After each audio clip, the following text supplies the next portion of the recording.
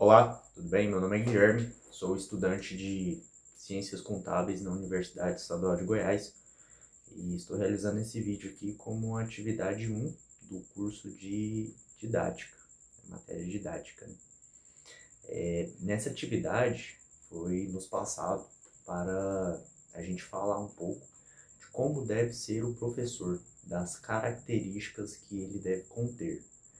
No decorrer da trajetória, de todas as pessoas, quase todas, né, na maioria das pessoas, a gente passa por vários professores e cada professor deixa a gente marcado com algo que nos chamou a atenção.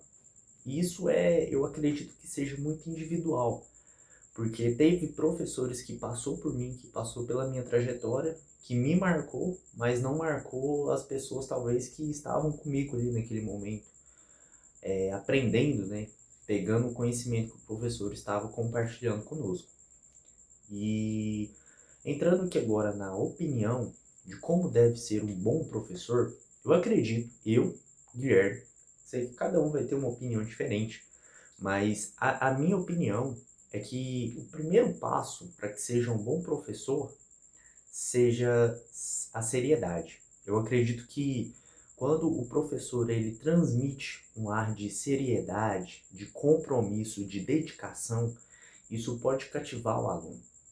Por mais que talvez ali um pouco mais no ensino fundamental não venha cativar tanto o aluno como realmente deveria, mas vai chegar um momento em que vai acontecer que o aluno vai olhar e falar, cara, esse professor aí é admirável, esse professor vale a pena ouvir, porque o que ele está falando é interessante, o que ele está falando é importante.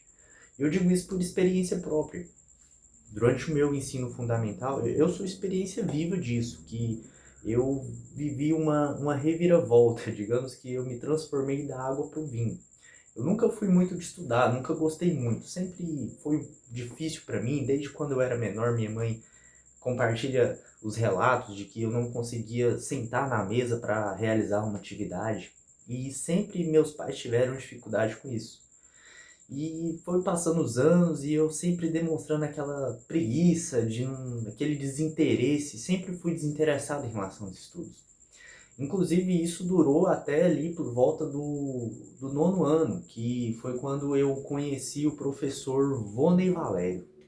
Gente boa demais, demais, demais. A primeiro momento, como eu não queria nada com nada, acabava que eu não dava atenção muito no que ele dizia, né? Ele foi professor de história, filosofia, sociologia, e eu nunca me interessei muito pelo que ele dizia, e às vezes em algumas discussões eu até ousava refutá-lo, né, perante os argumentos que ele usava lá. E aí foi passando os anos e aí eu vivi uma reviravolta muito grande na minha vida, quando eu fui pro ensino médio. E aí eu cheguei no ensino médio, eu acredito que nisso eu já havia reprovado 2 vezes no ensino fundamental.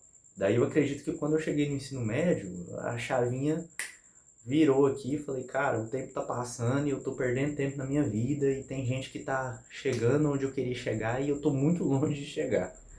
E aí foi quando eu comecei a me dedicar mais e o primeiro professor assim que eu comecei a olhar dessa forma foi o professor Voney, que por sinal ele nunca desistiu de mim. Por mais que às vezes eu deixava ele um pouco estressado, às vezes demonstrava tanto interesse ao ponto da exaustão dele mesmo, de tentar passar o conteúdo pra gente, ou então tentar realizar alguma atividade.